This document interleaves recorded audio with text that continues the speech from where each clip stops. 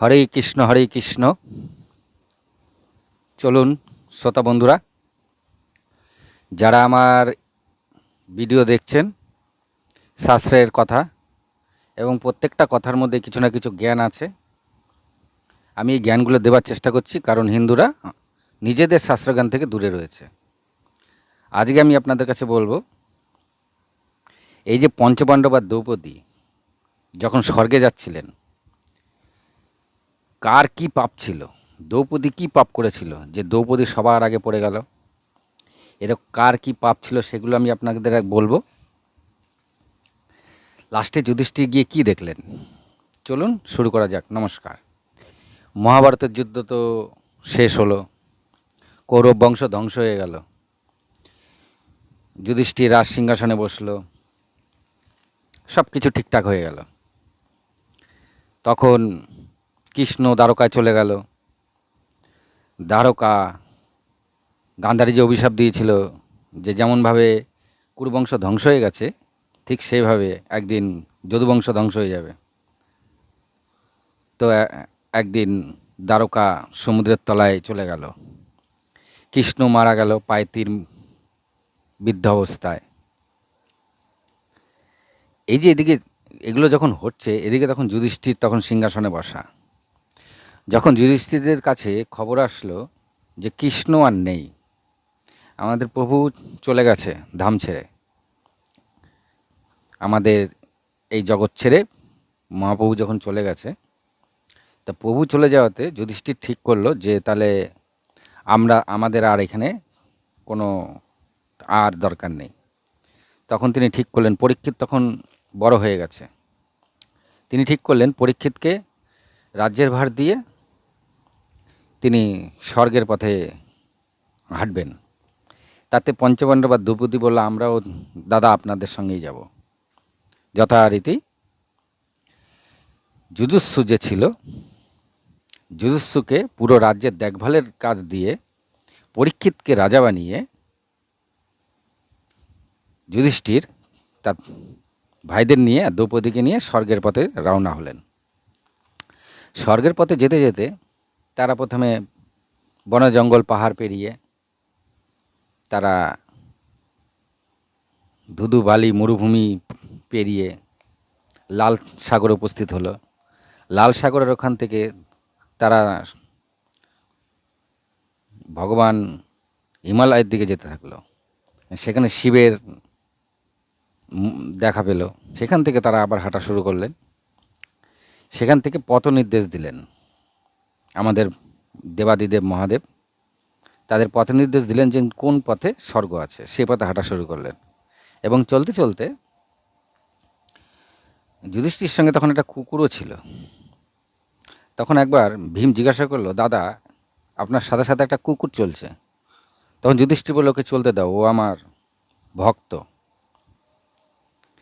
তা চলতে চলতে অর্জুন, তার কাছে যে গান্ডীব ধনুক ছিল, সেই ধনুকটা পর্যন্ত তখনও ছিল। যখন তারা চলছে, তখন অগ্নিদেব প্রকট হয়। অগ্নিদেব প্রকট হয়ে বলে, তোমরা তো স্বর্গের পথে যাচ্ছ, এখন আর ধনুকের দরকার কি, ধনুকটা আমার কাছে দিয়ে যাও। অর্জুন তখন তার নিজের গান্ডীব ধনুক অগ্নিদেবকে প্রদান করে দেয়। তারপরে তারা স্বর্গের পথে রওনা হয়। যেতে যেতে সবার প্রথম দ্রৌপদী আর চলতে পারে না, দ্রৌপদী হাঁটতে হাঁটতে পড়ে যায়। যখন দ্রৌপদী পড়ে যায়, তখন ভীম যুধিষ্ঠিরকে জিজ্ঞাসা করে যে দাদা, দ্রৌপদী পড়ে গেছে, আমাদের দাঁড়াতে হবে। তো যুধিষ্ঠির বলল, না, দাঁড়ানো যাবে না, চলতে হবে। যুধিষ্ঠির ঘুরেও দ্রৌপদীর দিকে তাকালো না। তখন ভীম জিজ্ঞাসা করলো যে দাদা, তাহলে দ্রৌপদী সবার পড়ে গেল যে ও যেতে পারবে না, পড়ে গেল কেন? তখন যুধিষ্ঠির বলল, দ্রৌপদীর তো সঙ্গে আমাদের 5 ভাইয়ের বিবাহ হয়েছে, কিন্তু 5 ভাইয়ের ওপর দ্রৌপদীর সমান ভাব রাখা দরকার ছিল, সমান ভালোবাসা রাখা দরকার ছিল। দ্রৌপদী সেটা করেনি। দ্রৌপদী অর্জুনকে বেশি ভালোবাসত, অর্জুনের সঙ্গে বেশি প্রেম করত। এর জন্য দ্রৌপদী সবার আগে, এই পাপের কারণে দ্রৌপদী সবার আগে পড়ে গেছে। এরপরে সহদেব পড়ে গেল। তখন ভীম দাদাকে জিজ্ঞাসা করলো, দাদা সহদেব পড়ে গেছে। বলছে, যুধিষ্ঠির বলছে, সহদেবও একটা ব্যাপার ছিল। সহদেব নিজেকে বিদ্বান মনে করত, তার মতন বিদ্বান পারদর্শী সে ভাবত এই জগৎ আর কেউ নেই, মানে নিজেকে সর্ববিজ্ঞ ভেবে ভাবত সহদেব। তাই এই পাপের কারণে সহদেব পড়ে গেল।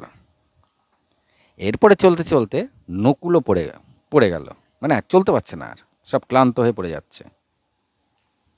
নকুল যখন পড়ে গেল তখন ভীম জিজ্ঞাসা করলো, দাদা নকুল কেন পড়ে গেল? তখন যুধিষ্ঠির বলছে, নকুল নিজেকে সবচেয়ে বেশি সুন্দর মনে করত। সে ভাবত এই জগতে আমার থেকে বেশি সুপুরুষ সুন্দর দেখতে আর কেউ নেই। তিনি মাঝে মাঝে নিজেকে আয়নায় দেখতেন। নকুল মাঝে মাঝে নিজেকে আয়নায় দেখতেন আর নিজেকে অহংকার সৃষ্টি হতো যে আমার মতন সুন্দর পুরুষ কেউ নেই। এই কারণে নকুল পড়ে গেছে। এরপরে চলতে চলতে অর্জুনও পড়ে গেল। তখন ভীম যুধিষ্ঠিরকে বলল, দাদা আমি তো অর্জুনের সেমন কিছু দেখি না। অর্জুন তো পুরো মহাভারতে সবচেয়ে ভালো কার্য করেছে, কিন্তু অর্জুন কেন পড়ে গেল? তখন যুধিষ্ঠির বলল, অর্জুন যা করেছে ঠিকই করেছে, কিন্তু অর্জুনের নিজেকে সবচেয়ে বেশি শক্তিশালী, সবচেয়ে বেশি প্রভাবশালী, সবচেয়ে বেশি অস্ত্রচালনাবিদ্যা এবং নিজেকে খুব যশস্বী মনে করত। সে মনে করতো আমার মতন পরাক্রম ব্যক্তি এখন পৃথিবীতে আর কেউ নেই। এই অহংকারের কারণে অর্জুন পড়ে গেছে। এইবার চলতে চলতে ভীমও ক্লান্ত হয়ে পড়ে গেছে। তখন ক্লান্ত হয়ে পড়ে গিয়ে ভীম জিজ্ঞাসা করছে, দাদা আমি কেন পড়ে গেলাম? তখন যুধিষ্ঠির বলছে, তুমি পড়ে গেলে কারণ তুমি সবার থেকে বেশি খেতে আর সবসময় নিজেকে বলশালী মনে করতে আর সবাইকে নিজের শক্তি প্রদর্শন করতে। তুমি মনে করতে যে তোমার মতন বলবান এই পৃথিবীতে আর কেউ নেই। এই যে তোমার মনে এই অহংকার থাকতো সবসময়, এই অহংকারের কারণে তুমি পড়ে গেছো। এইবার যুধিষ্ঠির সঙ্গে যে কুকুরটা ছিল, সেই কুকুর সমেত যুধিষ্ঠির সেখানে ইন্দ্র দাঁড়িয়েছিল। ইন্দ্র বলল, এখানে কুকুরের প্রবেশ হবে না। তখন যুধিষ্ঠির বলল, এই কুকুর হচ্ছে আমার ভক্ত, এই কুকুর ছাড়া আমি তোর ভেতরে ঢুকবো না।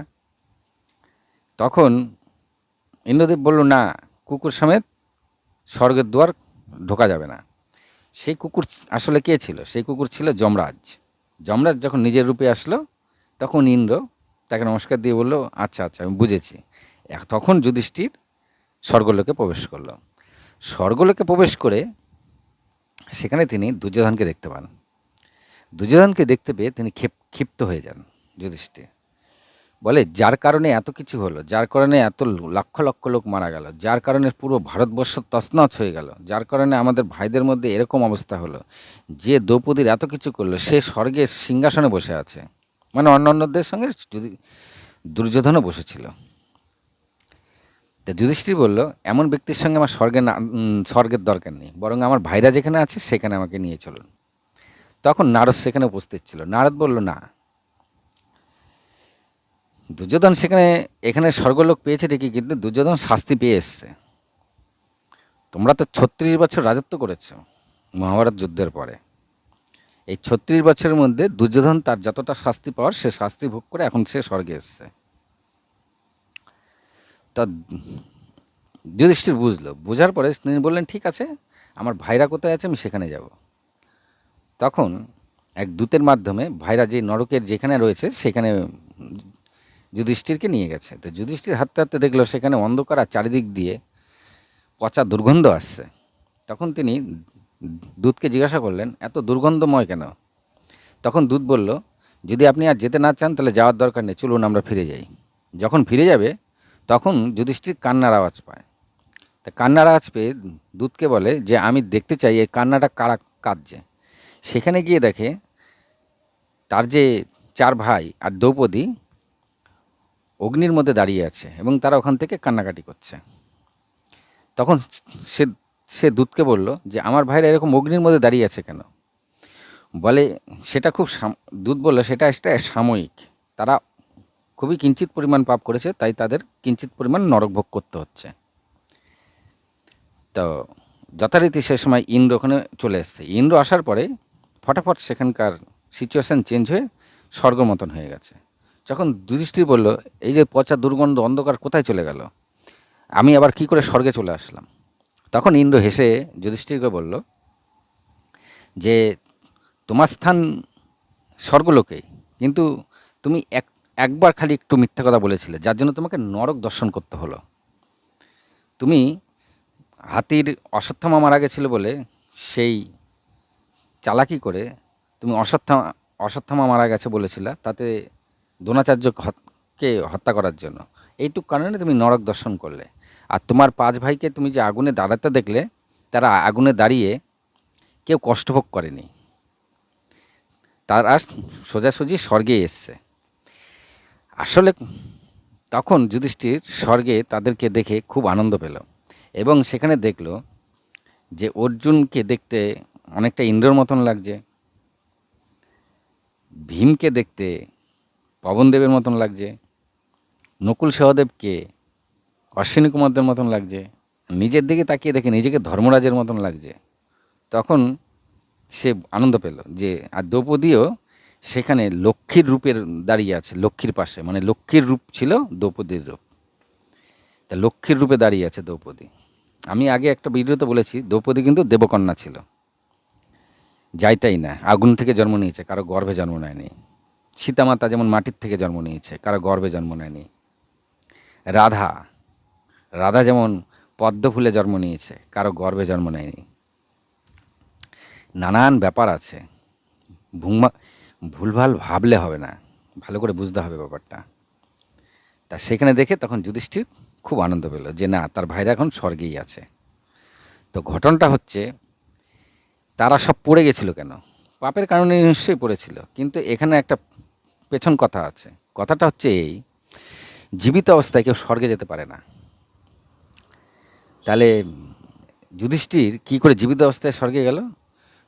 যুধিষ্ঠিরও জীবিত অবস্থায় স্বর্গে যায়নি। যুধিষ্ঠির যখন স্বর্গে যায় তার আগে তাকে এক দিঘি পার করতে হয়েছিল। সেই দিঘির মধ্যে তিনি ডুব দিয়ে যখন ওঠেন, তখন তিনি ওই দিঘিতেই মারা গেছিলেন। মরে তারপরে আবার জীবিত হয়ে ওঠেন, ওই দিঘি থেকে উঠে তারপরে তিনি স্বর্গে যান। জীবিত অবস্থায় কেউ স্বর্গে যেতে পারে না, মৃত্যুর পরেই পাপ পুণ্য হিসাবে স্বর্গে যেতে পারে। আর দ্রৌপদীরা কেন পড়ে মারা গেলেন? কারণ তারা সোজা স্বর্গে যাবেন, জীবিত অবস্থায় তো যেতে পারে না।